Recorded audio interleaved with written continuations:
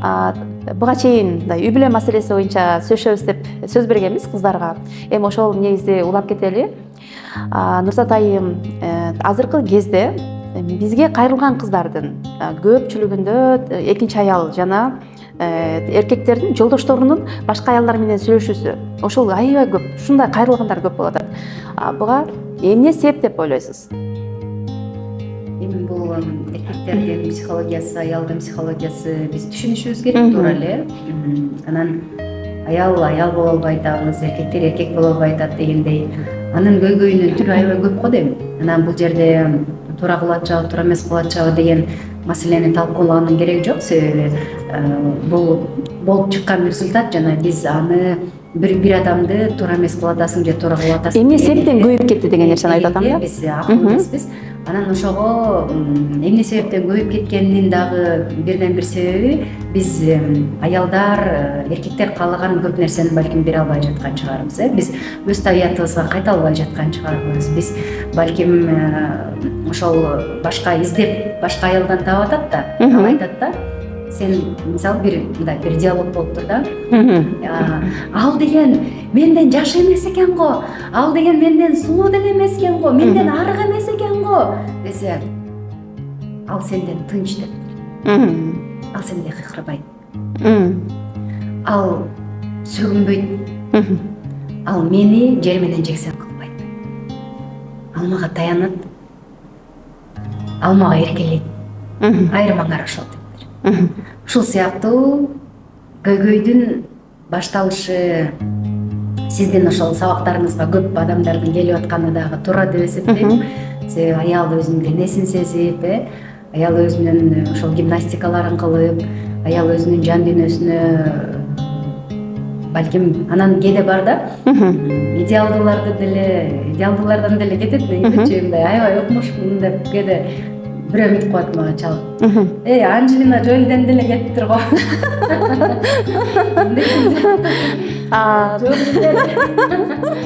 Баягы көйгөй аябай көп. Кимдир бирөөгө тынчтык жетишпейт, кимдир бирөөгө мээрим жетишпейт, кимдир бирөөгө төшөк жетишпейт, кимдир бирөөгө жан дүйнө жетишпейт, кимдир бирөөгө акча жетишпейт, кимдир бирөө просто алданып калат деп ойлойм. Ошол эмне үчүн буга чейин мынчалык көп болгон эмес? Мисалы буга чейин ажырашуулардын санын карай турган болсок, башка көйгөйлөр менен ажырашчу экен. Мисалы кандайдыр бир кайнененин бир кандай кийлигишүүсү, бакпай атат, таппай атат деген сыяктуу, же болбосо баланын көйгөйү, ушундай бир жөнөкөй нерсе менен ажырашчу экен да. Ажырашкандар өтө аз болчу экен. Азыр болсо ажырашуунун саны көп жана плюс ажырашкандардын көпчүлүк бөлүгү ал күйөөсүнүн ойноштук кылганы жана экинчи аял алганын аркасынан болушуп атыптыр да. 79% кечээ мен ал статистика такпы так эмеспи билбедим, бирок 79% үй бүлөлөр азыркы кезде ажырашып атат экен да. Бул өтө мындай чоң көрсөткүч болуп атат да. Эмне үчүн мурдакы заманда андай болбоду? Мурдакы эжелерибиз Кудайды жакшы таанычу жана смиренный деп коебуз орусчасын. Аябай мындай башы ийген, сабырдуу аял эле. Ал анча-мынча нерсеге көз жумушчу жана ар дайым өздөрүнүн элек болгон жумушу бар эле, алар сыймас аят эле, алар шыдакшырыйт эле дегендей. Азыркылар жалаң эле күйөөсүн карап, бияка басыптыр, тияка басыптыр, момунтип атат, тигинтип атат, мына күйөөсү каякта болсо, анын дагы керек болсо балдарды угунтуп калган заманга келдик да. Анан мындай аралашып прям күйөөнүн жашоосу менен жашап алган дагы, өзүн тааныбаган, өзүнүн хоббиси жок, өзүнүн алектенбеген аялдар дагы көбөйдү, өзүнө ишеними жок дегендей.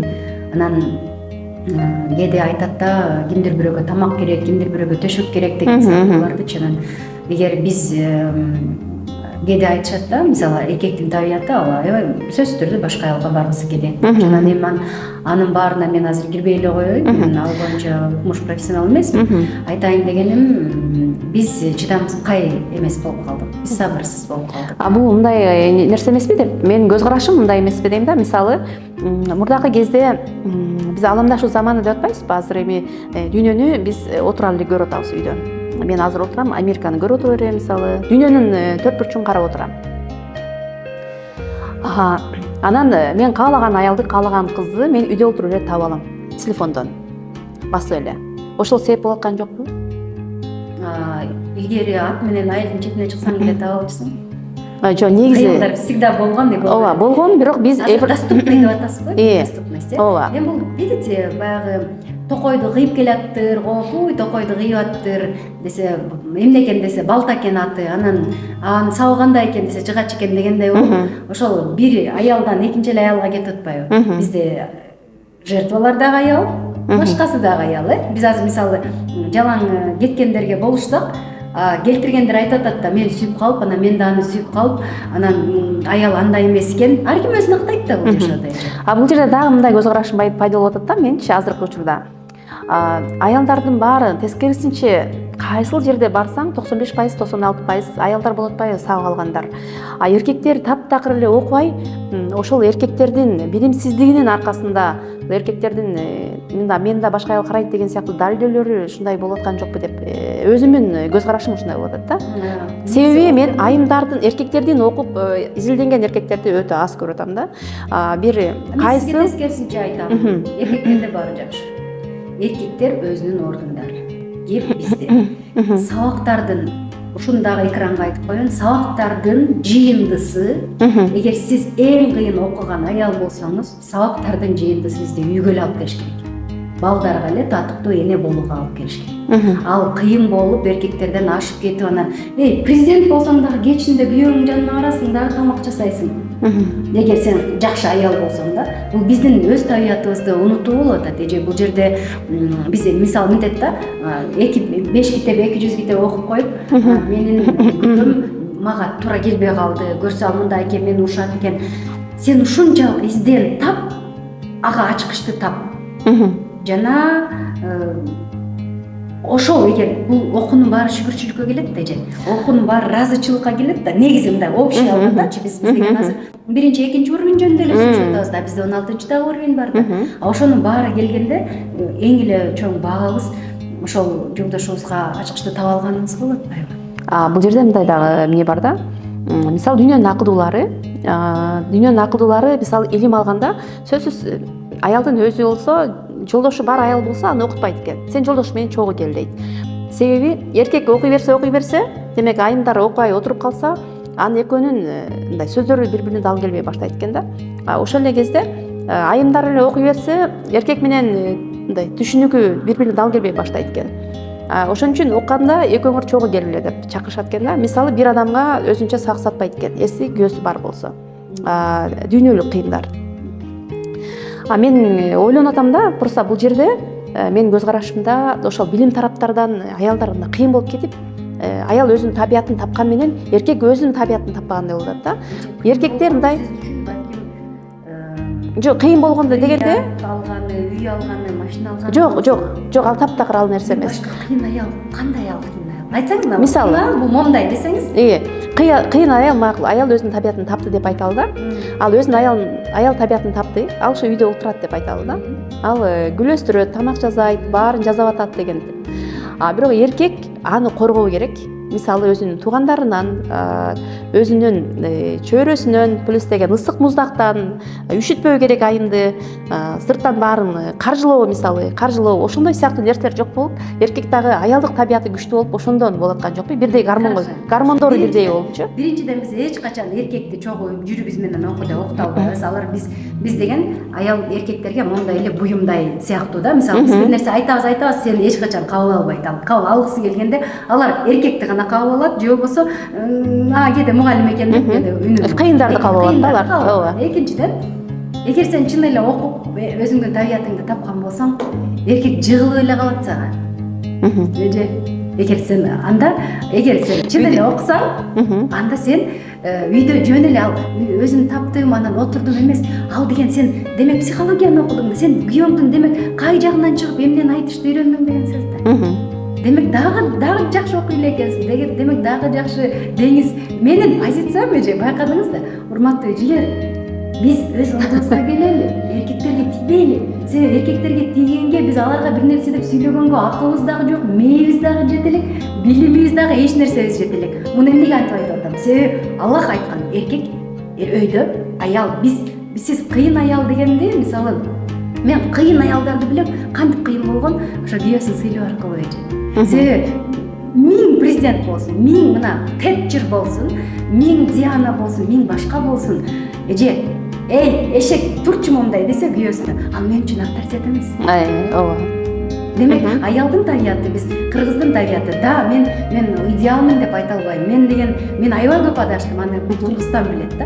Кеп ошол мен өзүмдүн табиятымды тапканда, кичине психологияны анан окуп, изилдеп анан, мен жөн эле момундай эле сайылып аткан турбаймынбы өзүмө эле, ой, ишимди кылайын дегенден баштап, өзүм да тынчыдым, эл да тынчыды дегендей да.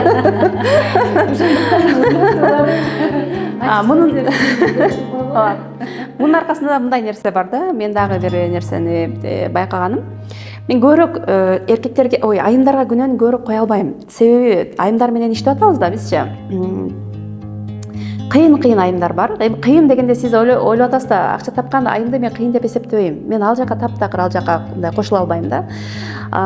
Кыйын айым дегенде аялдык табияты бар айым деп эсептейм. Бар тараптан аялга тиешелүү баардык сапаты бар айымдарды. Ушундай айымдар бар. Бала тарбиялоого келгенде дагы балдарды тарбиялоодо да мисалы келишпестиктер болуп калуусу мүмкүн.